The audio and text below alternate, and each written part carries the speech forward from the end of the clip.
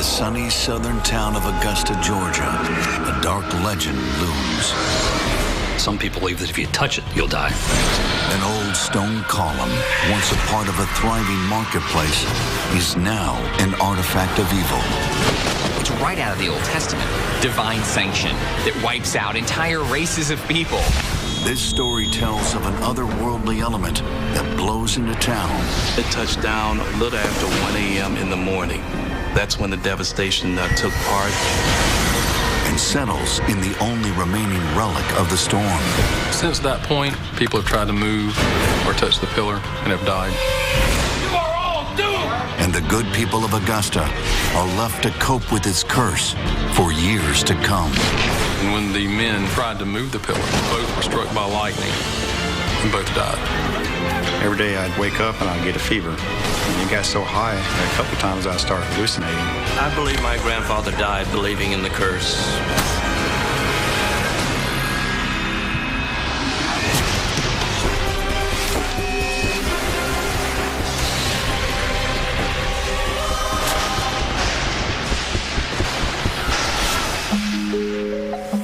Augusta, Georgia is a picturesque southern town, and its many landmarks help to tell stories of a rich and colorful past. But while most statues depict triumphs, one weaves a twisted tale of divine destruction. I would never touch the haunted pillar. I might stand near it, but I'm not gonna touch it. I'm not the one to tempt fate, so I'd just rather leave it alone and not touch it. I mean, I'll look at it, oh, it's nice, it's history, but touching it or going near it, I'd rather not. According to historian and guide Michael Wolff, the people of Augusta have good reason to be scared. The legend of the haunted pillar is that if you try to move it, or if you touch it, then something bad will happen to you. This recurring phenomenon dates back centuries to the very first time that someone tried to move the accursed column.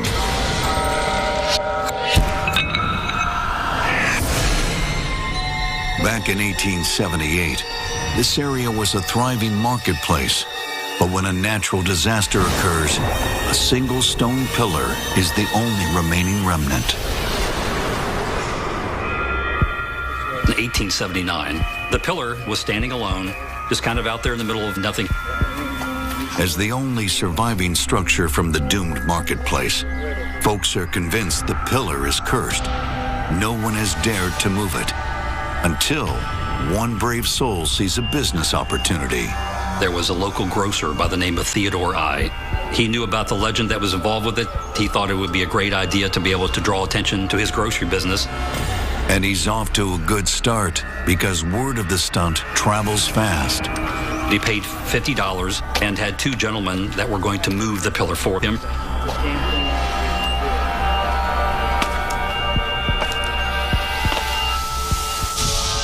It was supposed to be a beautiful, bright, sunny day. There was a crowd that had gathered. They were standing by the road and watching these gentlemen pull this pillar down with these ropes. Time is money. Time is money. The skies began to kind of darken a little bit. Just out of nowhere, a bolt of lightning came down and hit the pillar.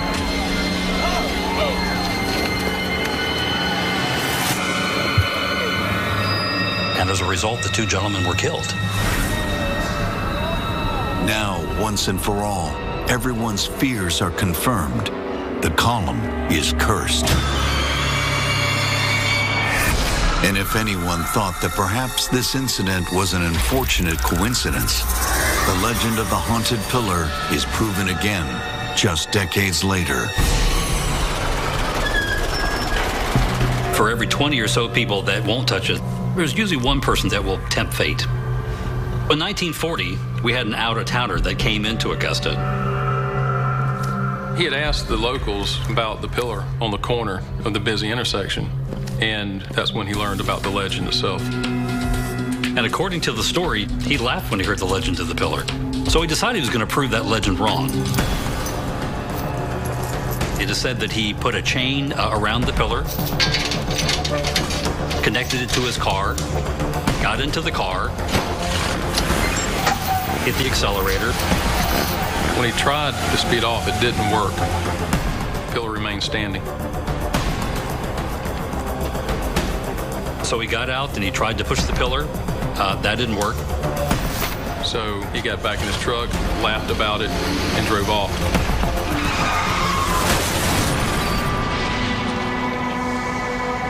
And according to the legend, that man immediately was involved in a car accident and died. From that point on, after the accident in 1940, it became known as the Killer Pillar.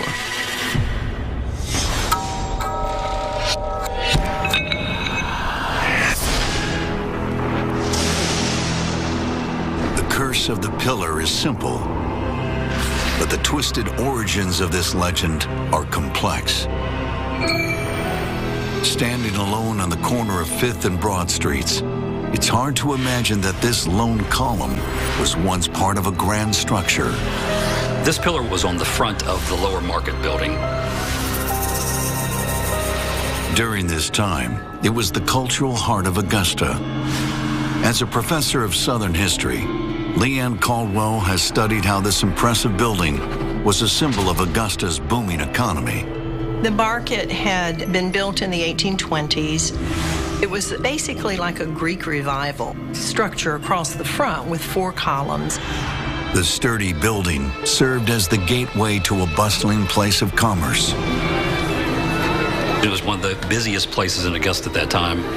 People were drawn to it. This was their source for vegetables, for produce, livestock. A lot of tobacco and cotton was being traded and sold that time. People had stalls, and there would have been grocers and farmers who brought their goods to them. The Lower Market wasn't just a place for Augustans to shop. It was also where they went to get caught up on the local news. That was before radio or television, and if you really wanted to kind of get out and see people, that's where you go. And thanks to Augusta's warm and temperate climate, the market was thriving year-round. Local meteorologist Jay Jeffries knows these pleasing conditions have been drawing folks to the area for centuries. The best part of Augusta weather is that it's continuous. There are 4 seasons across the United States. We have 2 of them. They're called spring and summer. We very seldom have a fall forecast. Very seldom have winter. Augusta's weather may have played a role in the market's success, but in 1878, a catastrophic storm brings about its demise. They didn't know how fast it was going, how big it was, how wide it was, how devastating it could have been. And many believe this twister isn't just a natural phenomenon. As the legend goes, the storm was born from a story of fire and brimstone and a deadly premonition. A great wind will destroy this market. And at the end of it, the only thing left standing, the pillar, bears the curse of a madman for generations to come. For residents, the lone pillar was a terrifying sight. A great wind shall come upon this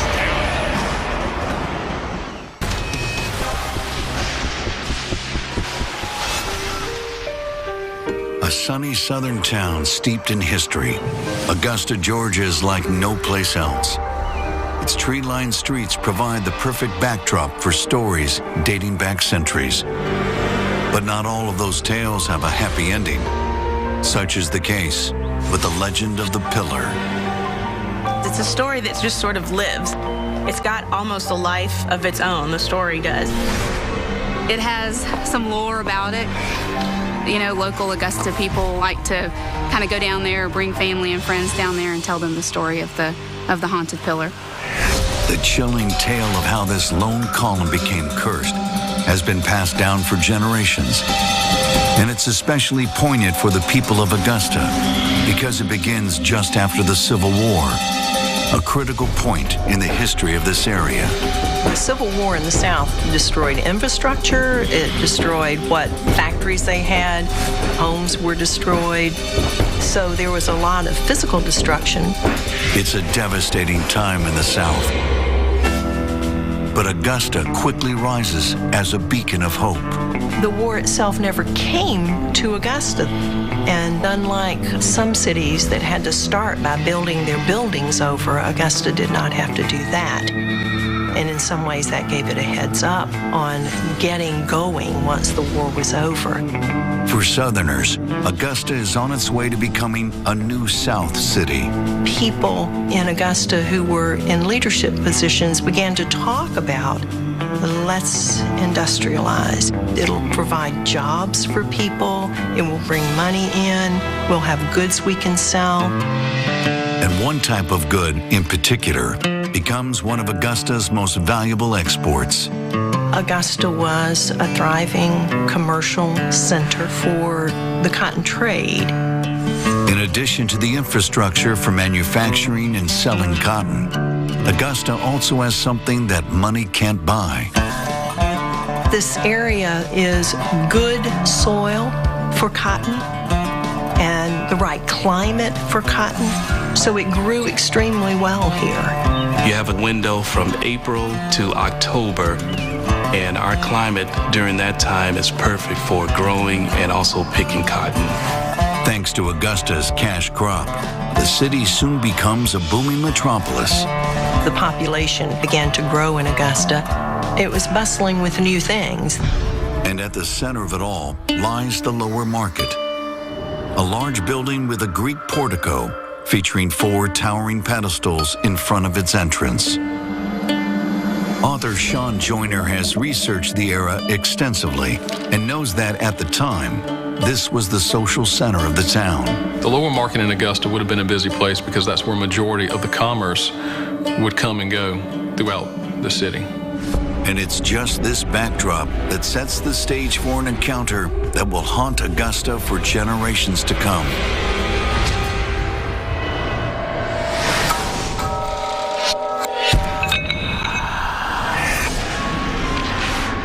The legend is that a minister arrives in Augusta.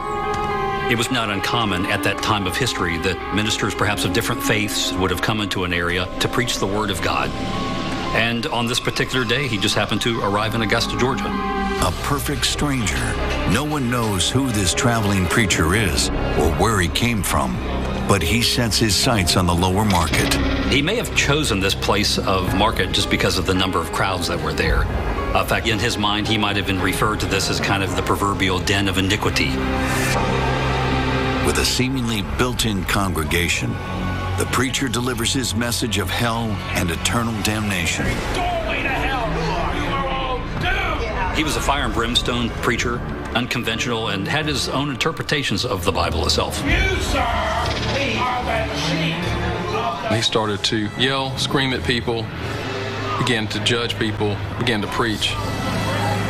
From the start, the proud people of Augusta don't appreciate this blight on their city. People would try to ignore the preacher, but every day he would continue with the same message. You are all doomed if you reject the word of God. You reject your only possibility of salvation. He came back time and time again, and didn't have any plans to leave anytime soon, that's for sure. You reject me. The preacher's tirade upsets the daily routine of the market, and finally, the people have had enough when he makes an outrageous request. Then he demanded that people build him a church so that he could preach his gospel in the church. Realizing he has no intention of leaving anytime soon, the people decide to take matters into their own hands. They were ready to give him a taste of his own medicine. They rallied against him and physically started to remove him from the marketplace. According to legend, the preacher leaves, but not before delivering one final sermon. The preacher, in a great defiance, he walks over to the southwest corner pillar and he places his hand on it and he brings down a curse on Augusta. And he says that a great and mighty wind is going to come and destroy this building. And the only thing that will be left standing will be this one pillar to remind them of their rejection of him and the word of God. And if anybody tries to remove this pillar, they will be struck dead. And with that, the preacher storms off once and for all, leaving the market goers to believe they are finally rid of his doomsday message. Or so they think. was just a crazy old man. They probably didn't take him very seriously. It was just a threat, idle threat. But little do they know, his words will become all too true. At that time, the Augustans had never seen anything like this before. And this city in good standing is knocked off its foundation for good. Something like this, you wouldn't expect it to happen, especially where you live. It was seeing something unworldly, something that came from the supernatural. Is encouraged, but it only goes so far. Especially when, according to legend, an opinionated preacher starts causing trouble in their market, the very heart of their community. He was here to come in and to preach the word of God, and also to demand to the people of Augusta that they build him a church. And even though he is asked to leave, the preacher continues to return day after day. Eventually, folks have just about enough of this raving revivalist, and they put their southern manners aside. Augustans decided that they would physically remove him from the city. But the loudmouth missionary doesn't go quietly. Instead, he sets a curse on the lower market. The preacher said that a great wind would sweep through the downtown area of Augusta and destroy the market, with only one pillar remaining standing. If anyone touched the pillar or tried to move the pillar, would die instantly. Even though this premonition was made centuries ago, locals take it seriously today.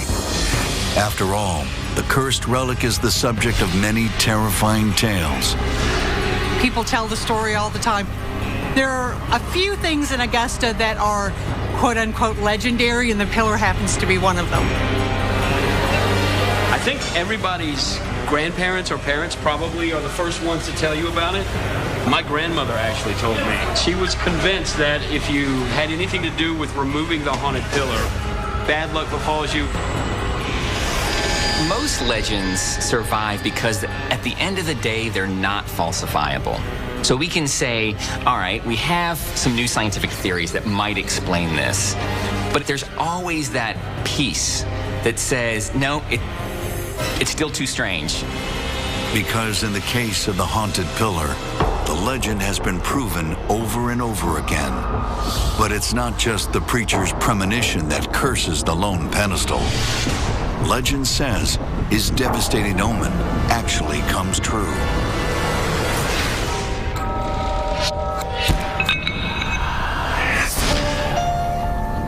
After the preacher brought down his curse, people were glad that he was finished, and they were ready to get back to their normal lives. Before long, folks are lulled back into a sense of security. So much so that one night when a storm rolls in, no one even thinks about the minister's premonition. The evening of February 8th of 1878, severe weather started to come into the area. Augustans wouldn't have been worried. To them, it was just a regular thunderstorm. After all, they have no reason to believe otherwise. Without modern-day technology, weather prediction is a very different science. There were a few meteorologists back then, but their methods were totally different from ours. They used a lot of the eye coordinations with the sun, the clouds, the moons, the tides, various things like that. So they really didn't know what to expect. Without any warning, the people of Augusta proceed as though everything is normal. And Augustas probably went to bed that evening just thinking it was just a bad storm. But what they don't know is that this seemingly run-of-the-mill storm is a sign of something much, much worse. At that time, they weren't naming them supercells. They didn't have names. Knowing what I know now, I would say it was a supercell. Known as the most severe but least common type of thunderstorm, a supercell is a dangerous combination of weather elements. It's a system itself that's in the upper atmosphere that allows for updraft and picking up warm air. That warm air contracts and goes into the atmosphere and attracts the colder air. And those two systems just don't like each other, so someone has to win. And this battle between warm and cold systems usually ends with a violent finale. Supercells can produce just about anything. The elements of rain, lightning, thunderstorms, or a water spout. And in the most severe cases, a supercell will bring about one of nature's fiercest events.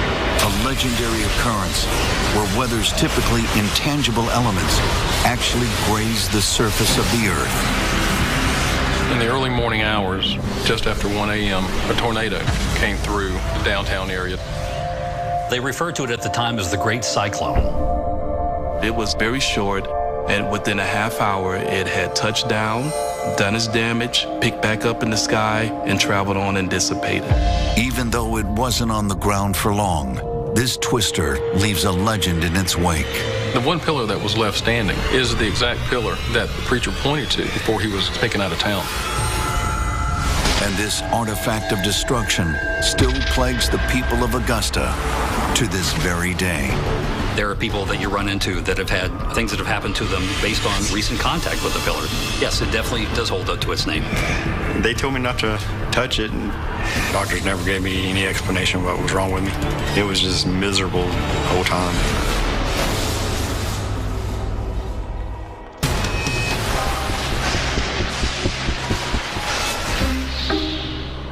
Are you gonna touch it?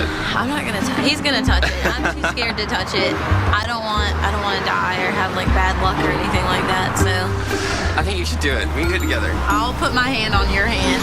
I was gonna put my hand on the back of your hand. All right. How do you... Tempting the fate of the pillar is a time-honored tradition in Augusta. And these defiant souls often learn the hard way that this relic still bears the curse set upon it centuries ago.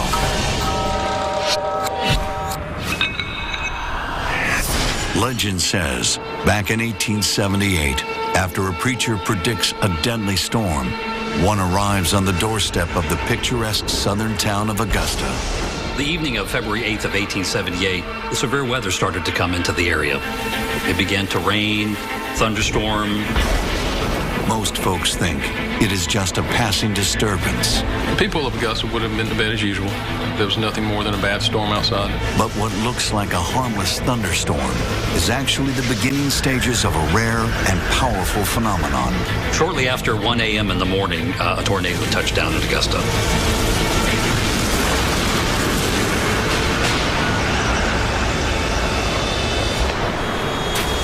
The storm rips through the city before people have any idea what's going on. Imagine that you're in your bed and you hear a rumble. The wind is picking up. You're now starting to see the pitter-patter of raindrops on your window. Then all of a sudden, a rush like a freight train coming through, a big massive noise. And in the pitch black, people are even more clueless to the devastation going on around them. It's more deadly during the middle of the night because you cannot see the path or how wide this is or how big or is it touching down yet. While no one can predict a tornado's path, we do know what causes this severe weather event. In simple terms, a tornado is looking for an element of warm air and cold air. When the two air masses have met, only one is going to win. And so you have a slight rotation. The warm air is dropping along with the colder air, and that's what creates the funnel. Not all tornadoes touch down, but those that do typically don't last long. Tornadoes have a tendency to be on the ground anywhere from 10 minutes to an hour, with a path of about 5 miles long, 2 miles wide. The Great Cyclone of 1878, it stayed on the ground about a half an hour. Augustans are shocked, especially since storms like these are a rare occurrence in densely packed cities. Tornadoes love to build on flat land, farmland, and open space, because there's nothing to steer it away and nothing to stop it from building. But this tornado doesn't play by the rules, and as a result, it changes the face of Augusta for good. The storm went down in history. People have written books about it, and everybody has their analogy of what actually happened. But what everyone does know is that this deadly funnel has done irreparable damage. The touchdown of the tornado was directly on top of the market itself. The next day after the storm, people gathered in town to see the destruction of what had happened. And when they arrived to the area where the market was, they found that the market itself, it was a complete ruins. A lot of buildings have been destroyed around it. But what was so unique about this particular incident was that the only thing that was left standing visibly was the pillar itself. Sadly, the Great Cyclone claims more than just the lower market that night. There were 2 people that died in the cyclone, and they were the parents of 5 children who lived in a house that was nearby where the initial destruction happened. As folks stare in disbelief at the lone post still standing amongst the wreckage, they are reminded of the incident at the market. Whoever touches this pillar. The people realized that the curse that the preacher had set on them was becoming reality. How else could this one column remain when all the others were demolished in the storm? For residents, the lone pillar was a terrifying sight. How could that preacher have gotten this prediction right? Was he right about the rest of his premonition? You would actually die if you touched it? From there, the monument earns its first name, the Pillar of Prophecy. Since then, there's been stories of people touching the pillar or trying to move the pillar who have died instantly. Few dare to test this curse, but those that do become the stuff of legends.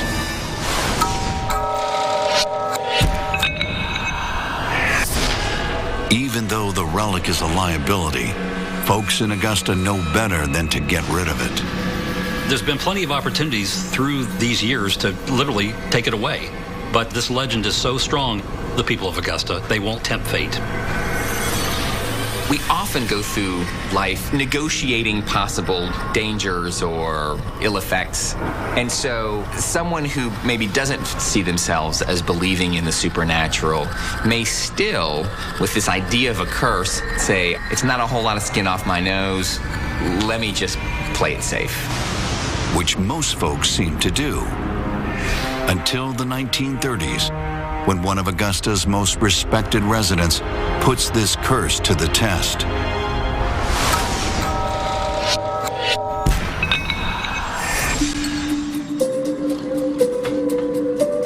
My grandfather's name was John Henry von Sprecken. He was a businessman. He was a mover and shaker here.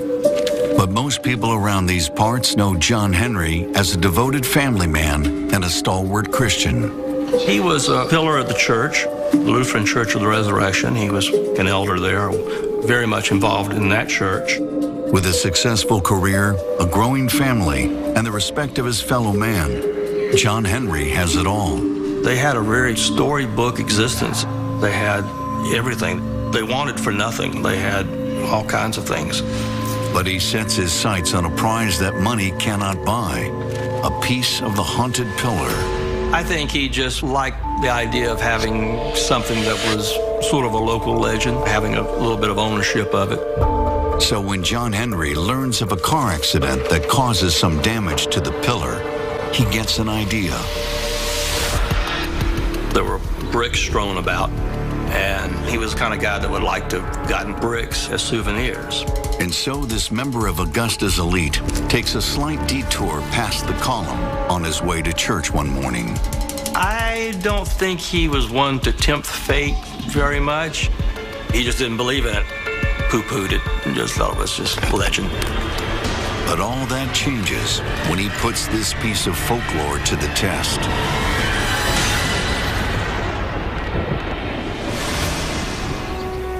After my grandfather picked up the brick, he went on to church. It was just a normal Sunday day for him. Didn't think a thing about it. He was sitting with the family, probably with his cousins. They had their own pew by that point. I will destroy this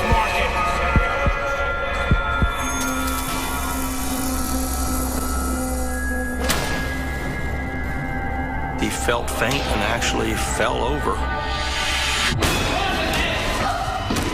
Just keeled over, so to speak. And John Henry von Sprecken's brush with this cursed artifact will serve as a warning to anyone who doesn't believe in its power. He died believing in the curse.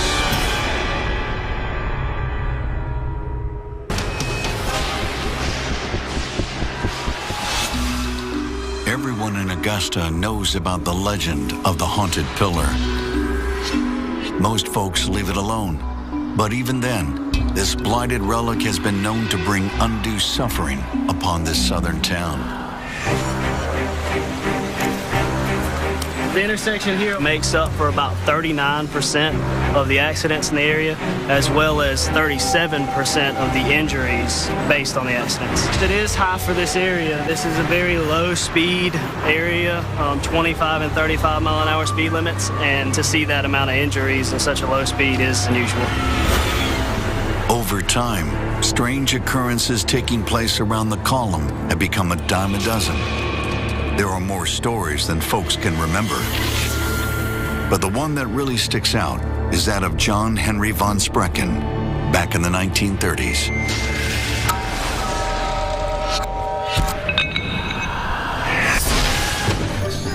My grandfather was pretty well respected in the town. He was a good guy to know. He was a friendly fellow and was considered one of the leaders of the church. And his story is as well known as he is around these parts. After taking a few pieces of the damaged column, John Henry heads to church. And it's here that the curse of the pillar sets in. My grandfather was sitting in the pew at church, and he felt faint and actually fell over. They say that he fell out, is how they put it.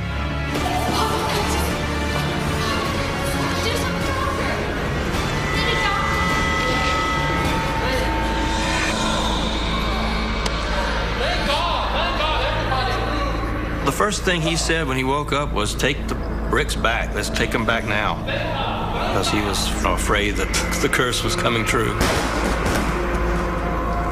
In his mind, the bricks were the cause of his problem. He sensed the connection right away. He thought fainting was a warning that he shouldn't have done that. The bricks were returned and he came back to health. Everything was back to normal.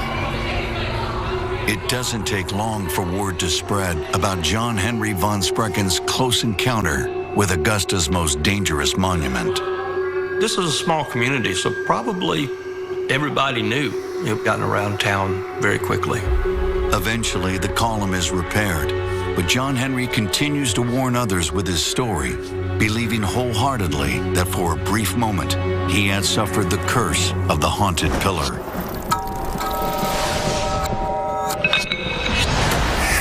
Having survived this encounter, some residents in Augusta start speculating the column's curse might not always result with a death sentence. So legends shift. Initially, when the legend is told, the retribution for getting near this pillar is death. It's fairly dramatic.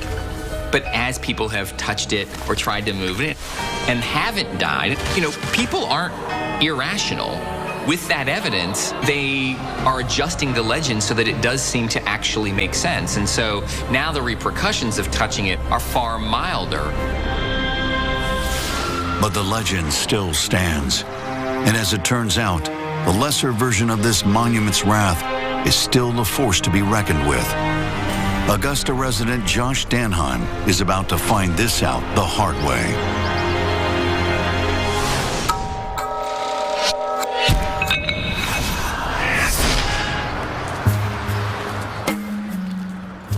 I've lived in Augusta for 3 years. The Army has brought me here. About 2.5 years ago, my mom came to visit us, and we went to the museum. We saw a pamphlet at the museum about the haunted pillar, and we noticed that it was right down the road from us.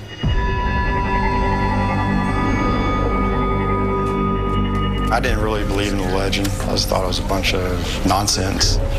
But my mom wanted to see it before she left, I guess. When we got there, I thought we were at the wrong spot because it's just a pillar. If you didn't know what you were looking for, and even then, you might not even see it. They told me not to touch it. I was like, it's nothing to the story. It's an urban legend. So I touched it. I rubbed all over it.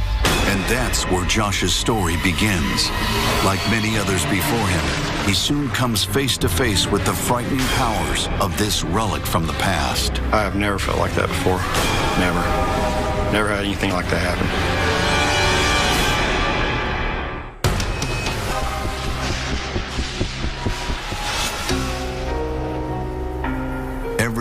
Augusta knows that the haunted pillar can cause death or illness. I wouldn't want to touch it just because I don't need anything bad happening in my life. The relic has been wreaking havoc on Augustans ever since a traveling preacher cursed the column that once stood in front of a bustling marketplace. And he says that a great and mighty wind is going to come and destroy this building. And the only thing that will be left standing will be this one pillar. And if anybody tries to remove this pillar, they will be struck dead. And when a deadly tornado strikes the center of Augusta, decimating the marketplace and leaving just one pillar, folks wonder if the prophecy was real. The people realized that the curse that the preacher had set on them was becoming reality. As legend has it, since that day, the pillar that stands at 5th and Broad Streets has caused numerous deaths, car accidents, bad luck, and grave illnesses. Augustan Josh Danheim can attest to the powers of the pillar. He experienced them firsthand. We saw a pamphlet at the museum about it, and we noticed that it was right down the road from us, so we decided to go check that part out. My wife and my mom was just like, oh, we're not going to touch it, and I kind of laughed at them a little bit. They stayed away from it. I think they might have taken a couple pictures of it, but I kind of got a little goofy and I started rubbing all over it. I was just being silly with it. No, don't touch it. We're done. After we left, I put it out of my mind and didn't even think about it.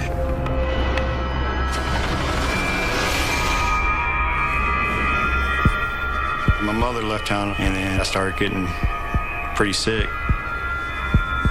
It just kind of hit head on, came on strong.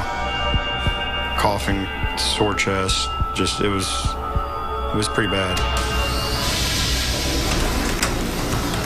I'd cough and I'd cough and I'd cough so much and so hard that I ended up vomiting. I have never felt like that before. Never had anything like that happen. And when I started getting sick, it didn't even cross my mind that it was a pillar. And then probably about a day or two after I started getting the initial symptoms, I started getting the fevers. I decided I needed to go see somebody.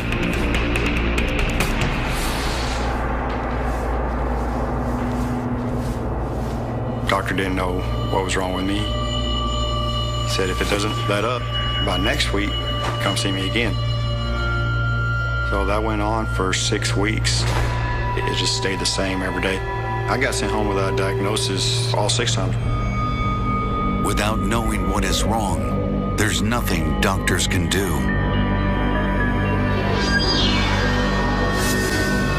Great wind will befall you.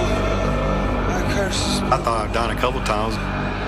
The fever got so high that a couple times I started hallucinating. Once I was sitting on the couch, and according to my wife, I started laughing. Honey!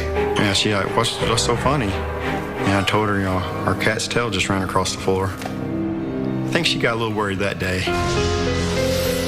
When Josh finally makes the connection to the pillar, the curse seems to loosen its grasp. I started wishing I hadn't touched it. And one day it just stopped and I was able to breathe. I realized right away I was better. There is no way to know for sure what brought on the mysterious illness. But Josh will never question the pillar again. I would tell anybody, don't touch the pillar. You can look at it, stand next to it, take a picture with it, whatever you want, but don't touch it. I will never touch it again. You couldn't pay me enough money to touch it again. Nope.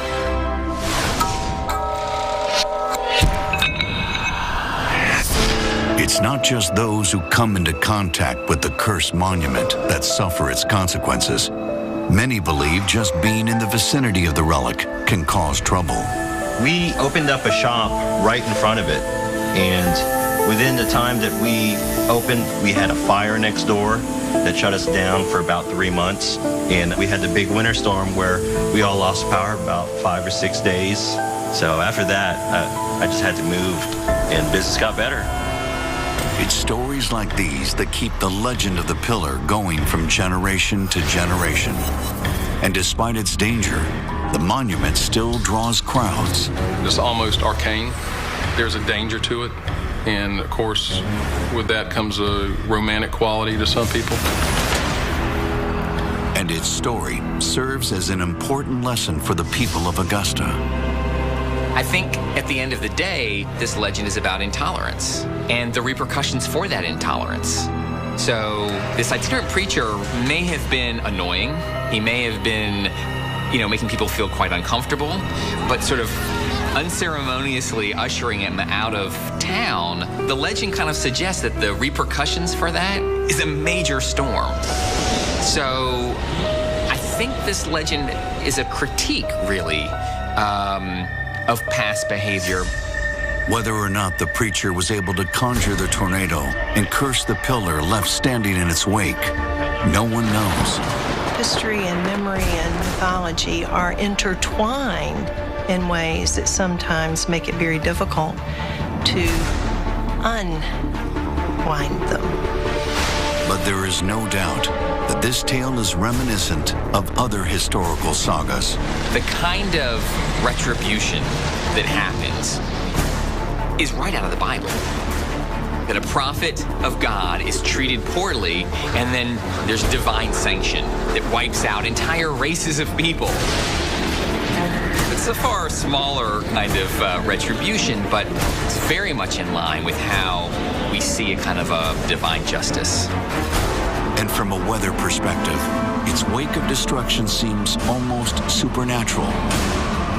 How else could a rare and unpredictable weather event follow such a specific path? It almost seemed like the cyclone was aiming right for the marketplace. But not all of Mother Nature's secrets can be revealed. There are a lot of myths and unexplained weather patterns and systems across the United States. It seems these mysterious weather phenomenons will always raise questions no one can answer. That is, until the legends that follow help residents fill in the gaps.